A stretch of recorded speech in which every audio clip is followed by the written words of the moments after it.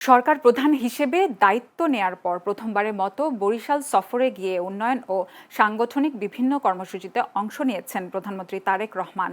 এ সময় তিনি বলেন, জনগণ পাশে থাকলে দেশের অগ্রযাত্রায় কোনো বাধাই সরকারকে থামাতে পারবে না। ধর্মবর্ণ নির্বিশেষে সবার জন্য বাংলাদেশ গড়ার প্রত্যয় ব্যক্ত করেন প্রধানমন্ত্রী। শুরুতে সকালে গৌরনদীর বাটাজোরে শরিকল বাটাজোর খালের পাশে বৃক্ষরোপণ কর্মসূচিতে অংশ নেন তিনি। পরে ফ্যামিলি কার্ড বিতরণ করে উপকারভোগী নারীদের সঙ্গে মত বিনিময় করেন প্রধানমন্ত্রী। এরপর বরিশাল নগরীর ৩০ গোডাউন বদ্ধভূমি এলাকায় বৃক্ষরোপণ কর্মসূচিতে যোগ দেন সরকার প্রধান।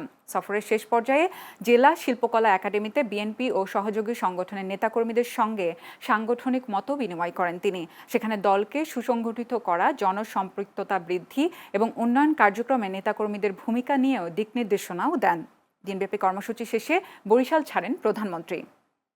তিনি বলেছেন, আজকে যেহেতু সাংগঠনিক প্রোগ্রাম, সংগঠনকে শক্তিশালী করার জন্য আমাদের নিজেদের মধ্যে ভুল বোঝাবুঝি আছে। তার সাথে ভোলার যে গ্যাস, এই গ্যাসটি যদি আমরা বরিশালে পাই, তাহলে বরিশালে কৃষি এবং শিল্পে একটি মহাবিপ্লব হবে।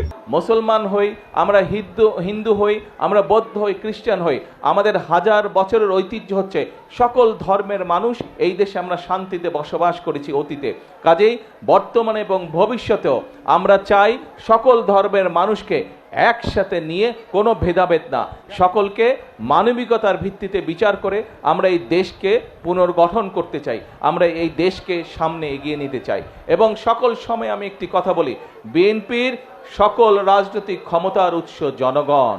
এই জনগণের সমর্থন এবং এই জনগণের সমর্থন যতক্ষণ বিএনপির কাছে থাকবে, যতক্ষণ বিএনপির পাশে জনগণ থাকবে, বিএনপি কোনো বাধা মানবে না। বিএনপি দেশকে ইনশাল্লাহ সামনের দিকে এগিয়ে নিয়ে যাবে জনগণকে সাথে।